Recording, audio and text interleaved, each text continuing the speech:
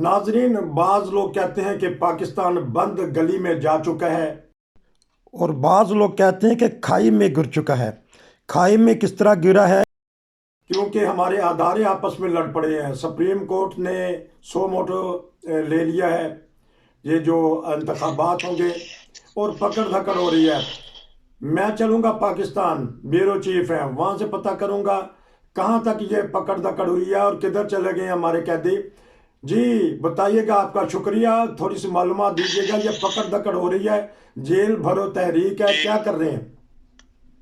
जी, कल जो है इस मामले में इमरान खान की कार के ऊपर पाकिस्तान तहरीक इंसाफ के जो लोग थे वो चेरिंग क्रॉस माल रोड पे इकट्ठे हो गए थे। उसके बाद पुलिस की वैन वहां पर खड़ी हुई थी, तो पुलिस ने मेगाफोन के ऊपर ऐलान शुरू कर दिए कि अगर कोई बंदा गिरफ्तारी देना चाहता है तो वो वैन में बैठ जाए। तो इस तरह लोग जो थे, एक वैन के अंदर जो इनकी क़यादत थी असद उमर, उमर शीमा है, उसके अलावा जो इनके थे शाह महमूद कुरैशी साहब थे, तो ये सारे उसमें बैठ गए थे। तो उसके बाद जो है इनको आज जो हमें अब तक की तलाश के मुताबिक है कि डेरा गाजी खान में एक जो है उनको डेरा गाजी खान में, और असद उमर साहब जो पीटीआई के रहनुमा है उनको राजनपुर में।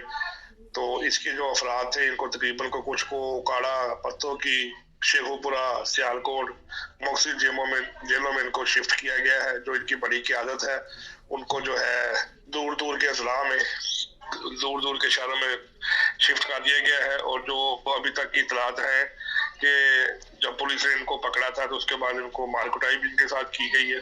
तो बहरहाल ये जो है उस वक्त तक तो ये इनकी हालत जो थी, पुलिस के ज़राए ने हमें बताया है इस बात पे कि जी रात इनकी हालत बहुत ख़राब थी जिस वक्त इनको मार पड़ती रही है। तो बहरहाल ये अभी तो जो तहरीक है उनकी उस बात पे चल रही है कि हमें गिरफ्तारी दे रहे हैं हम अपने लीडर की खातिर। तो अब देखते हैं कि आगे मजीद क्या लाहेअमल बनता है। किसी बड़े लीडर को भी मारा है, तशद्दुद किया, या बेचारा कारकुन ही फंसता है, उसी के ऊपर छितर होते पड़ते हैं? नहीं जी, लीडर जो है उनको भी, जो जिस वक्त जेल में ऐसे बड़े लीडर आते हैं तो लीडर को भी तो मार पड़ती है, वो भी तो मार से मुस्तस्ना तो नहीं है। अच्छा। उनको भी इसी चीज से मारा जाता है। लेकिन ये ऐसी बातें हैं कि जो बड़े अहम जराये के जरिए हमें मालूम होती है, क्योंकि ये हर बंदा तो नहीं ये बात किसको बता सकते कि हमने क्या सलूक किया है। तो पुलिस ने इनको जो, उसके बाद इनके जो लीडर थे न्याजी साहब थे लाहौर के, उन्होंने पुलिस की गाड़ी के ऊपर वो क्या कहते हैं कि उसकी लाइट्स तोड़ दी, उसकी विंड स्क्रीन तोड़ दी, उसको नुकसान पहुंचाया। उनको भी गिरफ्तार कर लिया। खासे कारकुन जो थे जब ट्रक भर के जा रहे थे ठोकर न्याजबे की तरफ, तो उसमें से कई लोग उतर के भी साइड पर भी हो गए। अच्छा। तो ये बहरहाल ये सिलसिला चलता रहा थे। इस तरह हम ये नहीं कह सकते कि जी बहुत ज्यादा तादाद में जो थे कारकुनान पकड़े गए थे, लेकिन बहरहाल जो पुलिस की इंफॉर्मेशन के मुताबिक 82 नामालूम अफराद के ऊपर और 17 जो नामजद अफराद है उसके ऊपर FIR की गई है। तो हम ये कह सकते हैं कि छतरोल रज के हुई है, कुरैशी साहब का शौक उतर गया है। वो कहते हैं कि खुद मैं आप गिरफ्तारी दूंगा, पहला नंबर मेरा होगा। प्रोग्राम में कह रहे थे, सुनने में आया कि वो कल जब उनको गिरफ्तार करने लगे तो उन्होंने कहा नहीं, मैं तो CCP और लाहौर को मिलने जा रहा हूँ, तो मैनू क्यों फाड़ लिया जाए। बस ये बातें देख रही, ये भी बात इसी तरह आई है कि वो बयान तो उन्होंने यही दिया है कि जी मैं पहले गिरफ्तारी को, मैं नायब सदर हूँ PTI का, तो उसके बाद सबसे पहले मैंने ये सारा कुछ दिया है। तो बहरहाल ये बात तो ठीक है कि इनके साथ तशद्दुद तो होता ही था। आपने तो सुना होगा कि वो शहबाज गिल को पकड़ा था, उसके ऊपर तशद्दुद हुआ। शेख रशीद साहब थे, उसको पकड़ा है। ये आजम स्वाति जो थे उसको पकड़ा गया, तो उसके ऊपर तशद्दुद। तो पुलिस तो ज़ाहिर है एजेंसियां जो है उनको पकड़ती है, तो मार कुटाई तो जरूरी हिस्सा है, और मार कुटाई के बगैर तो कभी भी इनको नहीं रख सकते। तो ये इस चीज का लाजमी हिस्सा होता है। मैं सरदार साहब से पता करूंगा, उन्होंने ये सारी बात आपकी सुनी है, तो ये डार की डार पकड़ी गई है। तो क्या देखते हैं, और अदालती निज़ाम जो सा वो किधर चला गया? सो मोटो एक्शन लिया, मुतनाज़ा बन गया सुप्रीम कोर्ट का बेंच, बताइएगा। हाँ। मैं 3 हिस्सों में सवाल का जवाब दूंगा और सारी बात जो सुनी है। पहली बात यह है कि सो मोटो का जब आज केस लगा है, केस पे उस पे जब अदालत बैठी है उसमें अतर मनुल्लाह ने और उसके बाद जस्टिस मदोखेल ने उस पर एतराज किया है कि ये सो मोटो जो 84-3 का केस जो बनता है ये नहीं बनता है। इस पे क्रिस्टियानी बिल्ली की तरह चीफ जस्टिस साहब ने कहा नहीं, ये एक स्पीकर की दरख्वास्त आई हुई थी। और उसके बाद आप देख लें कि ये 4 जज जो है, मनीब अख्तर है, उसके बाद ये वो मज़ाहिर नकवी जिसकी अभी एक ऑडियो लीक हुई है परवेज इलाही के साथ, उसके बाद एजाज अल हसन और तीसरा चीफ जस्टिस जो है, ये इनको पाकिस्तान के अंदर अदलिया के अंदर जो है बार काउंसिलों में इनको इमरान जज के आगे पुकारा जाता है और 3 साल से जो भी केसेस हैं वो यही लेके बैठते हैं और इनको चूंकि इनके अपने करप्शन के बहुत सारे केसेस हैं और जब ये करप्शन के केसेस के गले पड़ते हैं फिर ये मजहबी उसको टच भी देते हैं और बहुत सारे केस ऐसे भी करने लगते हैं जिनका इनका तल्लक नहीं होता है। और याद रखें जो आज बेंच बना है, बेंच तोड़ के नया बेंच बना है जिसमें फायस्ता को शामिल नहीं किया गया और बाकी जजेस को शामिल नहीं किया गया है। ये बेसिकली आज का जो आज की जो तश्कील थी बेंच की वही कंट्राडिक्टरी है और उस पर भी एतराजात उठे हैं। दूसरी बात मैं कह दूं कि जनाब आरिफ अलवी साहब ने 9 अप्रैल को इलेक्शन की डेट का ऐलान किया था। मेरे ख्याल में सदर पाकिस्तान चूंकि वो वहाँ की अलामत होते हैं और उनको देखना चाहिए था कि 9 अप्रैल को ईस्टर डे है जिस दिन ईसाई भाइयों का लाखों ईसाई भाइयों का ईद का दिन है। इसका मतलब पंजाब और KPK में आपने इलेक्शन से बाहर रखने की अगर उस पर पोलिंग होती है आपने एक साजिश की है और मेरा ख्याल है कि सदर पाकिस्तान को फौरी तौर पर इसमें माफी मांगनी चाहिए कि एक इतनी बड़ी अकलियत को, एक अकलियत और तो उसके जो मौलाद है वो सबको मालूम ही है, लेकिन ये बड़ी अकलियत जिसको यहाँ पर बाहर रखने की गुजारिश की कोशिश की गई है। तीसरी बात जो कल पंजाब में हुआ 2 करोड़ आबादी है लाहौर की और कल जो गिरफ्तारियां हैं वो 88 हुई हैं और 88 होने के बाद जिसमें मेरे दोस्त ने कहा कि शाम में कृषि ने कहा है कि मैं तो CP ऑफिस जा रहा था, उनको उठा के ले गए हैं। यकीनन देखें जिन लोगों का वास्ता पड़ता है जो जेल के अंदर जाके जिसको मुलाजा कहते हैं ये जब इनकी सूर्य से मुलाकात होती है मेरे यहाँ दुनिया का तोहिन अवेज काम वही होता है, पीछे से किक होती है और आगे से थप्पड़ होता है और उसके बाद सर झुका के वो अपने तारुफ करवाना होता है स्टूडेंट को या जो भी वहां नुमाइंदा बैठा होता है, तो वो ही एक जिल्लत अवेज तरीका होता है। दूसरी बात यह है कि जो लोग बाकी पकड़े गए वो कुछ भागे, कुछ की चीखने चिल्लाने की आवाजें भी आ रही हैं और बिल्कुल ठीक किया उन्होंने कि उनको दूर दूर लेके गए हैं। देखें तरीकाकार गिरफ्तारी का तरीकाकार हो ये है कि आम कारकन पिसा 3 साल में, उसको महंगाई भी थी, बदअमनी भी थी, बेरोजगारी भी थी और वो हर चीज का जो वफाकी काबीना थी इमरान खान साहब जो सलार थे सारी काबीना के उनको गिरफ्तारी देनी चाहिए थी और अपनी पूरी काबीना के साथ गिरफ्तारी देते और उसके बाद ये होता है कि जेल भरो तहरीक जो है वो दुनिया भी इसको मानती, लोग भी मानते। मेरा मुतालबा तो अभी भी मैं बिल्कुल स्पष्ट होकर कह रहा हूँ कि राना सुन्नाला को गिरफ्तार किया जाए और उन सबको रमजान में किसी जगह पे कद्दू दाल और अच्छा खासा इस्लामी खाना बनता है जो हमें हदीस में बताया जाता है, सुन्नत में बताया जाता है, वो इनको खाना मुहैया किया जाए और जेल से इमरान खान साहब और शेख साहब जो है पूरी दुनिया में हो कि पता चले कि ये रियासत मदीना के मिस्त्री भी ये थे और मेहमान भी ये थे और इनको इस्लामिक टच की जरूरत भी ना पड़े। और इलेक्शन तो वैसे भी सदर पाकिस्तान ने 9 अप्रैल को किए हुए वो रमजान के बाद ही आने। अच्छा ये बताइए कि मैं चलता हूँ दोबारा पाकिस्तान। ये नसीर साहब जी ये सरदार साहब ने जो बात की है इसके अंदर 2 बातें ऐड करनी है। एक तो ये 9 अप्रैल के हवाले से बताया है कि क्रिश्चियनिटी का दिन होता है, ईसा अलैहिस्सलाम की फूट का वो मनाते हैं और दूसरी बात है कि रमजान का महीना है 22 या 23 मार्च को रमजान शुरू होगा तो जाहिर है वो 22 या 23 को या 20 को जाके जो है वो ईद आएगी। तो ये इन्होंने वो भी काम रखा हुआ है कि रमजान के महीने के अंदर वो डेट रख दी है जो कि किसी भी तरीके से जो है वो सूटेबल नहीं है।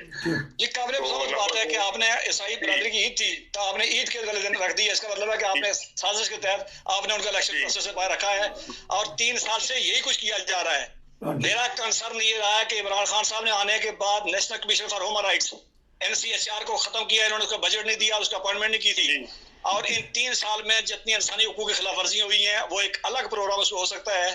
तो सदर पाकिस्तान को उसको माफी मांगनी चाहिए और इसको डेट को तब्दील करना चाहिए। बताइएगा पाकिस्तान सरदार साहब की एक बात को आगे लेके थोड़ा सा आपको 1-2 मिनट की चाहिए कि जिस तरह ने जिक्र किया कि 80 अफराद जो है वो पकड़े गए हैं और उससे एक दिन पहले जब लाहौर हाई कोर्ट ने इमरान खान साहब को 2 बजे बुलाया था तो ये रात को 7 बजे वहां पहुंचे हैं, शाम को पहुंचे हैं और वहां जाकर दरखास्त की है कि मुझे फांसी जमानत मंजूर की जाए और अगर इनको जेल भरो तहरीक का इतना ही शौक था या इतनी ही इनकी बातचीत थी तो इनका काम था कि खुद गिरफ्तारी दे देते, ना जमानत को फाइल करते, ना वहां जाके जश्न मज़ाहिर और जादुल असर जो है उनके पास जाके ये रिक्वेस्ट करते कि जी मैंने वहां पर फांसी जमानत मंजूर करने के लिए मैं वहां गया हूँ, अब आपने अपनी लीड टीम को आगे कर दिया। ये बात बहुत अच्छी की सरदार साहब ने कि लीडर खुद गिरफ्तारी देता, उसके बाद उसके पीछे वर्कर्स गिरफ्तारी देते, तो एक अच्छा मीडियम जो है वो कौम के सामने आता और पूरी दुनिया में पता लगता कि यहाँ पर एक बड़ी सियासी पार्टी के लीडर ने गिरफ्तारी दी है, उसके साथ उसकी कौम पकड़ी गई है। लेकिन यहाँ पर बज़ाहिर जो बात कही जा रही है वो बिल्कुल इसके बरअक्स हो जाती है। कानून को भी खिलाफ किया जा रहा है, अदलिया को भी खिलाफ किया जा रहा है और अपनी मर्जी की हुकूमत करने के लिए, मसलत करने के लिए ये काम किए जा रहे हैं। अच्छा, क्योंकि आप अंदर की खबर भी रखते हैं, कल जावेद चौधरी कह रहे थे वो अंदर की बात लेके आए हैं, दोनों भाई इस पर तबसरा करें। कहते हैं कि बुशरा बीबी और इमरान खान के दरमियान कुछ ना कुछ इख्तलाफात या खचाव पैदा हुआ है और वो यहाँ नहीं है बल्कि वो किसी दूसरे मुल्क चली गई हैं। तो आप कुछ जानते हैं या वैसे अफवाह उठी है? लेकिन जावेद चौधरी ने अपने प्रोग्राम में कहा है, पहले लाहौर पाकिस्तान। जी, पहले हमारे इल्म में भी यही बात आई है कि किसी एक बात के ऊपर इख्तलाफ हुआ है और सुनने में ये भी आया था कि जो बुशरा बीबी है वो दुबई फिलहाल चली गई हैं और वहां पर वो जाके पार्टी की किसी बात के ऊपर और कुछ ऐसी पॉलिसीज थी जिसकी वजह से इख्तलाफ करते हुए वो यहाँ से चली गई है। क्योंकि कुछ एक दो पॉलिसीज का पता लगा था कि जब यहाँ पर शेख रशीद और बाकी लोगों ने यहाँ पर लाहौर में जो मुलाकात की है तो इनका आपस में किसी 2-3 बातों के ऊपर कोर कमेटी के ऊपर इख्तलाफ चल रहा था। तो बुशरा बीबी जो है वो ये नहीं चाह रही थी कि इमरान खान अपने आप को इस तरीके से प्रेजेंट करे। तो ज़राए ने जो हमें बात कंफर्म की है उसके मुताबिक तो किसी 1-2 पर्सनल पॉइंट्स हैं जिसके ऊपर इनकी टकपस जारी रही है और वो यहाँ से अब दुबई जो है वो सेटल है फिलहाल ताहाल अभी तक। रोशन टीवी पे आपको बताया जा रही बात। जी जी जी साहब बताइए सर। मेरे जो वाले या जो लोग मुझे जानते हैं, जो इस प्रोग्राम से हट के भी मुझे जानते हैं जी, उनको मालूम है कि मेरा शुरू से मौक़िफ़ ये रहा है कि इस इमरान खान को ये पिक्की पीरने वाला या बुशरा बीबी वाला मजहबी तड़का लगाया गया था। ये तड़का ढाक तड़का था और ये वो फौजी ज़बान में यारी कहते हैं, ये 3-4 साल के लिए मायदा था। अब तो वो साबित भी हो चुका कि इद्दत बगैर भी शादी हुई थी और वो दोबारा भी हुई है। ये किसी असूल पे नहीं, ये मुफादात पे हुए थे। वो मेजर रहमत की बात भी सामने आ चुकी है कि वो खबरें वो पिंकी उसका बुशरा बीबी तक पहुंचाता था और वो इमरान खान साहब को बता के तो वो अपनी जो करामात बताती थी। तो ये सारी बातें सारे इकट्ठे एक ही मुफाद पे था और वो मुफाद ये था कि तोशा खाना हो जो भी चीजें अब आस्ता सामने आएंगी।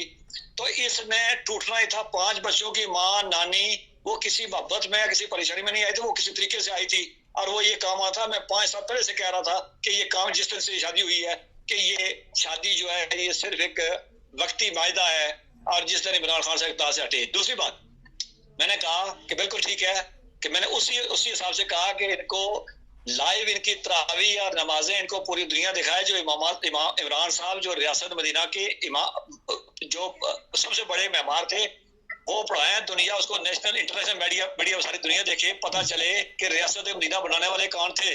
शेख रशीद जैसे बड़े हकामत के हैं तो दुनिया को पता चले। दूसरी बात ये है कि आम वर्कर 3 साल मार ही खाई है। उस बेचारे ने महंगाई बदहाली बेरोजगारी उसने वही कार हुआ, वो कोई कार नहीं बने, कोई कारोबार नहीं बने थे, कोई रोजगार नहीं था। ये सारी उसके भी ऐसे हालात थे। इसलिए उसको आप आम वर्कर को जिस वर्कर ने 22 साल मार खाई है आपने उसको जेल भेजा और परवेज राय जिसको आप पंजाब में डाकू कहते थे वो जमात उसे बाद में ज्वाइन की और आप उसको सदर आपने पहले बनाया है। तो ये मुनाफिकत बंद की जाए। सीधा जो तरीकाकार है जो आपके साथ काबीना थी जिन्होंने अयाशी किया, जिन्होंने माल बनाया है या जो भी था उनको कहें गिरफ्तारी दें, आप साथ खुद गिरफ्तारी दें ताकि हुकूमत को भी लग पता जाए कि कोई हमें टकराया है और ये जो बात कहते हैं उसमें सेंसिटिव रहिए। अच्छा, मैं अब चलूँगा फिर पाकिस्तान। तो क्योंकि ज़मान पार्क का अपने इर्द गिर्द का इलाका देखा, सुना है कि वहाँ लोग आके बैठ गए हैं और इमरान खान का ये जो शो था गिरफ्तारी का तो ये नाकाम हो गया। तो ये कह सकते हैं कि मुक गया तेरा शो न्याजी गो न्याजी। नहीं, अभी तो ऐसी बात नहीं कही जा सकती। वो एक शेड्यूल बनाया हुआ है कि जैसे कि लाहौर में आज गिरफ्तारी होगी, उसके बाद आज की जो गिरफ्तारी वो पेशावर में थी, पेशावर के बाद रावलपिंडी का टाइम है, वहां पे लोग गिरफ्तारी देंगे। तो ये उन्होंने पूरे हफ्ते का शेड्यूल बनाया हुआ था कि मुख्तलिफ शहरों का, सियालकोट का, फैसलाबाद का, गुजरांवाले का, लाहौर का। तो वहां पर इमरान खान की घर के बाहर तकरीबन आज तकरीबन कुछ 1.5 से 2 माह हो चुके हैं, वहां पर कैंप लगे हुए हैं, वहां पर खाने भी मिलते हैं, चाय भी मिलती है, पराठे भी मिलते हैं, चावल भी मिलते हैं। अच्छा। वो सारे वर्कर्स शाम को 5-6 बजे के बाद वहां पहुंच जाते हैं और रात को 12-1 बजे तक, 2 बजे तक हल्ला गुल्ला करते रहते हैं। सामने सड़क है, लोगों को आने जाने में बहुत ज्यादा परेशानी होती है, लेकिन बहरहाल वो अपने लीडर के साथ वो कहते हैं जी हम यहाँ पर मौजूद है। अंदर वो मुलाकात करके आता है तो बाहर आके वो एक स्टेज से बनाया हुआ, वहां पे प्रेस कॉन्फ्रेंस करता है, सड़क बंद करके वो अपने काम करते हैं। जब रात को 12-1 बज जाते हैं, फिर वो आहिस्ता आहिस्ता कुछ लोग जो है वहीं पे दरियों पे कुर्सियों पे सो जाते हैं, बाकी लोग जो है वहां से निकल जाते हैं। तो अभी जब तक ये एक मुस्तकिल तौर पे ये बात सामने नहीं आएगी कि जो गवर्नमेंट का मौकफ है, ये जो गिरफ्तार अफराद हो चुके हैं, ये वकील साहब मौजूद है, तो मुझे तो ये पता लगा है कि कुछ ऐसी दफात है, जैसे दफा 144 की खिलाफ वर्जी है, 509 है और 188 है। तो उसकी जो दफात में कुछ ऐसी भी दफात का पता लगा है कि जो बेलेबल नहीं है। तो कम से कम जो हमें पता लग रहा है, जो पुलिस के जराये से या जो वकला के जरिए हमें खबर मिल रही है कि अगर इनको पकड़ा जाए तो कम से कम 2 माह तक इनकी जमानत नहीं हो सकती। तो ये जितने भी अफराद पकड़े जा रहे हैं, इनकी ना तो जमानत हो सकती है, ना इनको 2 माह, कम से कम 2 माह लगेंगे जमानत कराते हुए। तो फिर यकसर देखना पड़ेगा कि किस सिचुएशन में ये टीम चली जाती है। एक की क्यादत जब 2 महीने थाने में रहेगी, जेल में रहेगी, फिर इनको पता लगेगा कि अब असल हकायक है। और दूसरी तरफ जो ये फुल बेंच बैठा हुआ है, उसने अब ये बात शुरू कर दी है कि जी हम इस बात का तयन करेंगे। उनकी बातों से साफ जाहिर हो रहा है, लग रहा है कि ये एक खास किस्म का मौकफ रखते हैं, क्योंकि उन्होंने एक बात बताई है कि हम ये देखेंगे कि वाकई क्या ये जो 90 दिन का टाइम दिया गया है, असम्बलियों को तहलील किया गया, क्या ये लीगल तौर पर था कि गैर आईनी तौर पर था। हालांकि सदर पाकिस्तान को इस बात का इख्तियार ही नहीं है कि वो कोई किसी भी चीज की नॉमिनेशन कर सके, बता सके, क्योंकि वजीर आजम पाकिस्तान कानून और आइन के मुताबिक सरबराह है, और जो उस कानून और आइन के मुताबिक जो सरबराह है वो एक रिक्वेजिशन सदर पाकिस्तान को भेजता है रिकमेंडेशन के बाद, क्योंकि वो पहले असम्बली में पास होती है, फिर उसके बाद जवाने बाला में पास होती है, सेनेट में, उसके बाद वो फिर रिक्वेजिशन सदर पाकिस्तान के पास जाती है, जिसके बाद वो एक कानून बन के और एक अटेम्प्ट बन के आपके सामने आती है। तो यहाँ पर तो ना तो इस वक्त कानून का कोई ज्यादा मसला है। इमरान खान साहब की जाती तौर पर यही कोशिश है कि मुल्क के अंदर किसी न किसी तरीके से कोई ऐसी बदअमनी की फजा पैदा हो जाए, कोई ये फौरी तौर पर इलेक्शन करवा ले, तो मैं जो हूँ किसी न किसी तरीके से सामने आ जाए। अब तो वो बात खुलकर करनी शुरू कर दी है और इस बात की वादे उन्होंने बयान करना शुरू कर दिया है कि जी कमर जावेद बाजवा एक खास एजेंडे पर इस मुल्क में जो थे वो काम कर रहे थे, और मुझे उन लोगों की वजह से ही सारा कुछ हुआ। क्योंकि कल एक प्रेस कॉन्फ्रेंस की थी वज़ीर आज़म पाकिस्तान ने महंगाई के मुतल्लिक़, तो उसके जवाब में इमरान खान साहब ने एक प्रेस कॉन्फ्रेंस की जिसमें उन्होंने बताया कि मैं अब ये वाज़ेह तौर पे कहना चाहता हूँ कि मैंने किसी भी करप्ट बंदे को या किसी को भी नहीं छोड़ना। अगर मुझे मौका मिल गया तो मैं इन सब लोगों को कटहरे में लेके आऊंगा। तो वो भी एक खास मिशन के ऊपर काम कर रहे हैं। तो अब देखना ये है कि क्या हुकूमत अपने इंतखाबात करा के अपने लाहे अमल पर चल के कामयाब होती है, या इमरान खान साहब अपने किसी तरीके से कोशिश करके जल्द अज जल्द तरीके से कोई कार्रवाई कर सकते हैं। तो ये आने वाला वक्त आप बेहतर बता सकते हैं। आने वाला वक्त बताएगा। 2 मिनट है वकील साहब आपके पास, कोई बात कहना चाहते हैं? 2 मिनट नहीं, ज्यादा टाइम लग जाएगा। देखें, बात ये है कि जो सुप्रीम कोर्ट ने की आज जो बेंच बैठा हुआ था, मैं उस पर पहले बात कर चुका हूँ। अब इस कंट्राडिक्शन कानून के अंदर ये है कि आया 90 दिन के अंदर इलेक्शन का अनाउंस आना है या इलेक्शन का इनकाद आना है, और गवर्नर ने करना है। सुप्रीम कोर्ट के आज जजेस ने इख्तिलाफ किया और उसके बाद इस जजेस की एक मखसूस एक पहचान बन चुकी है, और इनके जितने फैसले अब तक आए हैं, ये बदकिस्मती से उनके ज़बानी फैसले तो आए, लेकिन रिटर्न फैसला कोई नहीं आया। वो पंजाब में जो पहले मनहरफ हुए थे, जो असेंबली के मेंबरान जिसकी रुकनियत खत्म की गई थी, लेकिन बाद में जब चौधरी सिजात की उनके एडवाइस की उन्होंने खिलाफवर्जी किया, वो फैसला कुछ और था। सुप्रीम कोर्ट के इस बेंच के फैसलों, तमाम फैसलों में कंट्राडिक्शन आ चुकी है, और अब आम आवाम भी उस पर आवाजें उठाना शुरू हो गई है। नंबर 2, जहां तक तल्लक है उसका, कल शहबाज शरीफ की प्रेस कॉन्फ्रेंस था, शहबाज शरीफ ने कल जो प्रेस कॉन्फ्रेंस किया उससे मैं तो इत्तेफाक करो ना करो, लेकिन उनके यहाँ अगले जून तक उन्होंने एक अल्लाह अमल दिया है कि जी हम जून तक ये करेंगे। इसका मतलब है उनके ज़हन में इलेक्शन नहीं है। नंबर 3 जो बात की है मेरे दोस्त ने कि जी इमरान खान साहब चाहते हैं कि कुछ ऐसा हो कि हुकूमत कमजोर हो। ये एक मखसूस जमात के लोग जो एक मजहबी जमात पे अटैक कर रहे हैं, ये इसी वजह से, और ये दोनों एक ही तरह के हैं, ये इसलिए कि मुल्क के अंदर हालात खराब हों और हुकूमत को मुझे हुकूमत से कुछ लेना देना नहीं है, लेकिन टफ टाइम दिया जाए, मुल्क के अंदर खाना जंगी हो, बदअमनी हो, तो इनको खेलने का मौका मिले। इमरान खान साहब ने अगर करप्शन के खिलाफ कार्रवाई करनी है तो फिर परवेज इलाही जैसा बंदा जिसने गाड़ी के 3 टायर 6 करोड़ में तब्दील करवाए, 100 अरब जो है वो उसने गुजरात में फोका और उसमें वो कुछ जजेस का नाम आ रहे हैं कि उनको हिस्सा मिला हुआ है जो उन्होंने कल एक स्टे खारिज किया है। तो इसलिए अगर करना है तो फिर वो पंजाबी में कहते हैं मस्जिद थले डांग करनी पड़ेगी। बाकी रह गया जो आज तक कारकुनान गिरफ्तारी की बात है, तो मैं उस पर फिर वो जाऊंगा कि कारकुनान को गिरफ्तार करना है अगर तो फिर काबीना को गिरफ्तार करवाएं।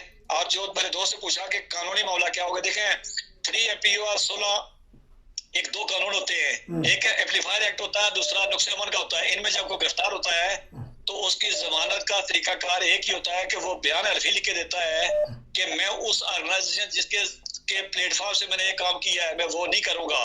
वो उससे लातरकी का इख्तियार करता है। खादम रिजवी साहब की जब जमात के लोग गिरफ्तार हुए थे, खादम रिजवी गिरफ्तार हुआ था, तो मैं कम अज कम 200 लोगों के बाद में अलग बात है मैंने जैसे उसमें देखे कि जिन्होंने वो बयान हल्फी जिनके मैं केस मैंने प्रोसीड कर रहा था, तो उन्होंने लिख के दिया था कि हमारा खादम रिजवी या तहरीक लब्बैक से कोई तलक नहीं है।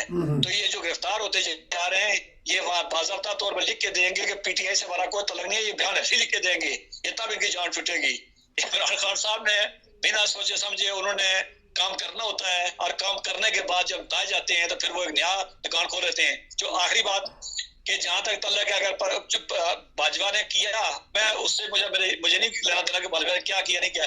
अगर बाजवा ने किया तो बाजवा का सबसे लाडला परवेज इलाही था जो खुद तस्लीम करता रहा, मानता रहा, जो कहता रहा कि इनकी नेपियां तक बदली करते रहे, तो अब उसको सदर बना दिया उन्होंने। तो बाजवा रिजीम चेंज अमेरिका भी तब चला गया, उसके बाद मोहसिन नकवी भी चला गया, बाजवा भी चला गया, तो अब रिजीम चेंज वाला जो एक बयानिया था वो तो अपनी मौत आप मर चुका है। अब रिसेंटली जो जेल भरो तहरीक थी, पिछले हफ्ते आजादी तहरीक थी, अब जेल भरो तहरीक है। तो जिस तरह का वो वेला और कैदियों का आ रहा है सबने, तो बाकी ये है कि मैं तो समझता हूँ कि अगर वो शहबाज गुल वाला काम और आजम स्वाति वाला शाह महमूद के साथ हो गया तो उसके मुरीदान भी कहे कि कौन सा पीर था।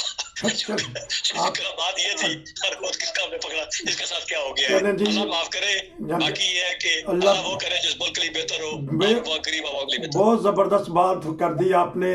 काम वो होना चाहिए जो मुल्क के लिए बेहतर हो, वरना नहीं जो कहते हैं कि मुल्क खाई में गिर चुका है तो उसको निकालने वाला कौन होगा। आप दोनों भाइयों का बहुत शुक्रिया कि आपने वक्त दिया। दोबारा मिलेंगे। नसीर को इजाजत दीजिए। अस्सलाम वालेकुम।